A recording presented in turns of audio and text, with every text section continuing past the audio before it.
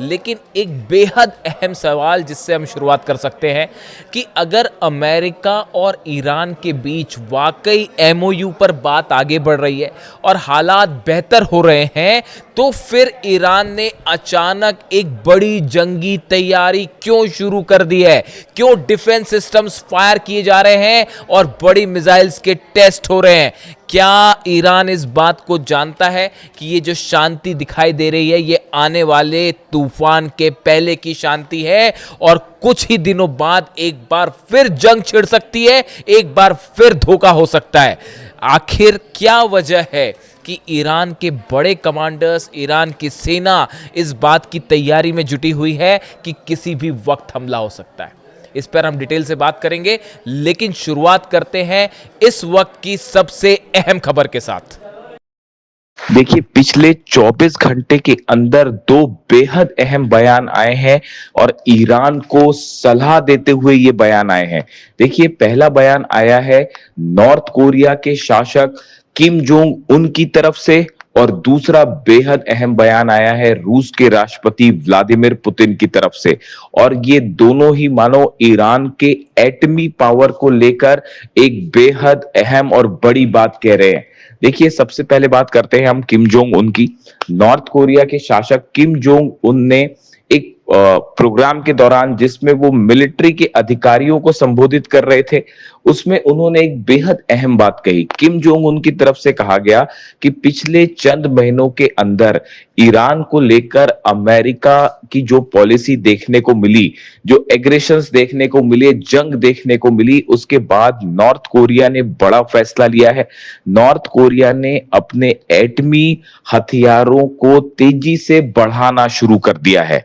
Kim Jong उनका कहना है कि अमेरिका और इजराइल जैसे देशों का सिर्फ एक इलाज है कि देश के एटमी पावर को बढ़ाया जाए, एटमी शक्ति को बढ़ाया जाए, ताकि अमेरिका और इजराइल जैसे देश हमला ना कर सके।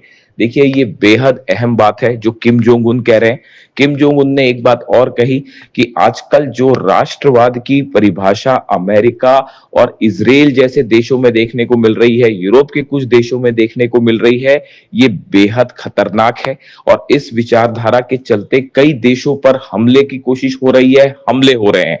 यही ईरान के साथ भी हुआ। जिस तरह से ईरान को निशाना बनाया गया, ऐसे हालात में किसी भी देश की सुरक्षा का सिर्फ एक रास्ता है, वो ये है कि न्यूक्लियर डिटरेंट हासिल किया जाए, एटमी शक्ति को बढ़ाया जाए, ताकि ऐसे देश हमला ना कर सके। किम जोंग उन का ये बयान इस ओर इशारा कर रहा है कि आने वाले चंद दिनों के अंदर नॉर्थ कोरिया की तरफ से अपने हथियारों के कार्यक्रम को, खास तौर पर एटमी हथियारों को तेजी से आगे बढ़ाया जाएगा। और किम जोंग उन ने इसका खुला ऐलान भी कर दिया है। उन्होंने अपनी सेना को यह आदेश दे दिए है कि जो मिसाइल प्रोग्राम है उसको तेजी से आगे बढ़ाया जाए, लॉन्ग रेंज मिसाइल्स बनाई जाए, साथ में एटमी जो हथियार हैं इनको भी तेजी से आगे बढ़ाया जाए, इससे जुड़े रिसर्च को तेज किया जाए। देखिए, ये बेहद अहम बयान है और एक प्रकार से इसे ईरान के लिए एक बड़ी सलाह माना जा रहा है। दूसरे शब्दों में किम जोंग उन ये कह रहे हैं कि ईरान को भी अपनी सुरक्षा के लिए एटमी पावर हासिल करना चाहिए, इसके अलावा और कोई चारा नहीं है और कोई रास्ता नहीं है।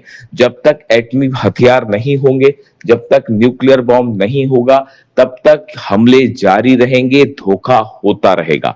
देखिए, ये बयान नॉर्थ कोरिया की तरफ से आया, किम जोंग उन की तरफ से आया, जो सीधा सीधा ईरान के मुद्दे पर बोलते दिखाई दिए। अब इस बयान के चंद घंटों बाद ही रूस के राष्ट्रपति व्लादिमीर पुतिन की तरफ से भी एक बेहद अहम बयान आया। देखिए, व्लादिमीर पुतिन भी एक सेना से जुड़े कार्यक्रम को संबोधित कर रहे थे और उस दौरान उन्होंने कुछ ऐसी बातें कही जो इस ओर इशारा कर रही है कि आने वाले वक्त में जल्द ही एक बड़ी जंग छिड़ सकती है। देखिए, उन्होंने कहा, वो नेटो देशों की तरफ इशारा करते हुए कह रहे थे, रूस की तरफ से ये कहा गया, पुतिन की तरफ से ये कहा गया कि ऐसा लग रहा है कि नेटो के देश, उन्होंने ट्रंप का अमेरिका का नाम नहीं लिया, लेकिन उनके कहने का मतलब अमेरिका से भी था। ये सीधा हमला ट्रंप पे माना जा रहा है।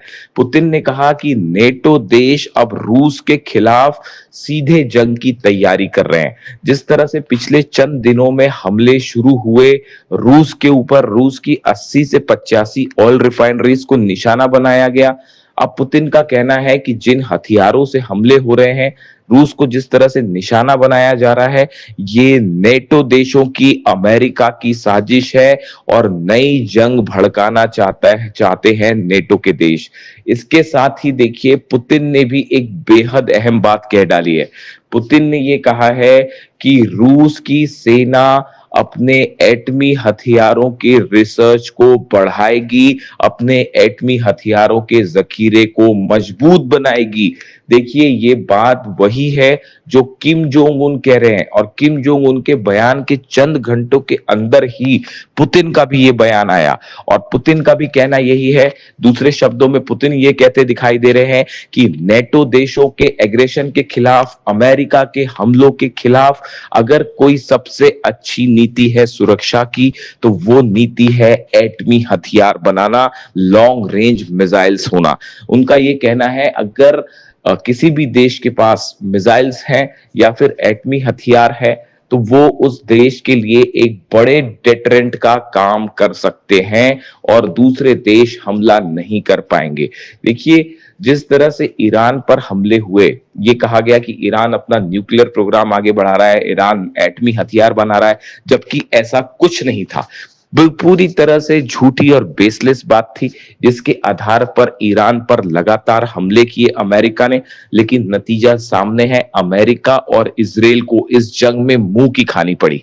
अब हालात ये है कि अमेरिका के साथ एमओयू साइन हो चुका है और तमाम तरह की डील्स की बातें हो रही हैं, लेकिन ये डील साइन होने के पहले ही पटरी से उतरती दिखाई दे रही है और अहम मुद्दों पर कोई सहमति नहीं बन पा रही है। चाहे वह 12 अरब डॉलर की फ्रीज संपत्ति का मामला हो, चाहे 300 अरब के कंपनसेशन का मामला हो, जो नुकसान हुआ ईरान को उसकी भरपाई का मामला हो, इसके अलावा न्यूक्लियर इंस्पेक्शन को लेकर, न्यूक्लियर जो ठिकाने हैं ईरान के, वहां पर क्या आईएईए के इंस्पेक्टर जाएंगे, इसको लेकर भी अमेरिका और ईरान एकमत नहीं है और हालात बिगड़ते दिखाई दे रहे हैं। ऐसे में हॉर्मूज का मैनेजमेंट कैसे होगा, इसको लेकर भी हालात साफ नहीं है। ईरान ने ओमान के साथ एक बड़ी बैठक की है कि आगे कैसे मैनेज किया जाए, स्टेट ऑफ हॉर्मूज में एडमिनिस्ट्रेशन कैसे हो जहाजों का, इसको लेकर एक बड़ी बैठक हुई है ओमान और ईरान की, जिस पर अमेरिका को आपत्तियां हैं। अमेरिका का कहना है किसी तरह का कोई भी सर्विस चार्ज हॉर्मूज में नहीं लेने दिया जाएगा। इस मुद्दे को लेकर भी अमेरिका और ईरान आमने सामने हैं। वहीं डोनाल्ड ट्रंप की तरफ से भी ये बयान आ गया है कि आईएईए के इंस्पेक्टर्स जो हैं वो ईरान जाएंगे और न्यूक्लियर साइट्स पर जो है वो पता लगाएंगे कि वहां क्या हालात है, जिसको लेकर भी ये साफ नहीं है कि ईरान इसको इजाजत देगा या नहीं। ईरान की तरफ से साफ कह दिया गया है कि फिलहाल इस तरह की कोई परमिशन नहीं दी गई है। ऐसे में ये माना जा रहा है कि अमेरिका और ईरान के बीच चंद दिनों बाद एक बार फिर बड़ी जंग देखने को मिल सकती है। जिस तरह से लेबनान और गाजा में हमले जारी हैं नेतन्याहू के, वो इस ओर इशारा कर रहे हैं कि सीज फायर पूरी तरह से फेल है, खासतौर पर लेबनान में और गाजा में। इन हालात में जहां पूरा मिडिल ईस्ट एक बार फिर जंग की ओर बढ़ता दिखाई दे रहा है धीरे धीरे, ऐसे में रूस की तरफ से और नॉर्थ कोरिया की तरफ से ईरान को बड़ी वार्निंग्स आई हैं, बड़े संकेत दिए गए हैं, और दोनों ही बयान पुतिन और किम जोंग उन के, जो कि ईरान की जंग की ओर इशारा करते हुए ये कहा गया कि अगर सुरक्षा का कोई रास्ता है तो वो सिर्फ एटम बम है। देखिए, सीधे तौर पर पुतिन ने ईरान का नाम नहीं लिया, लेकिन नॉर्थ कोरिया के तानाशाह जो हैं, उन्होंने किम जोंग उन की तरफ से ये सीधा सीधा ईरान की जंग से जोड़कर इसको बात को कहा गया, और उन्होंने साफ कहा कि अमेरिका और इजराइल जैसे देशों का हमलों का कोई अगर इलाज है तो वो इलाज है एटमी टेट्रेंस हासिल करना।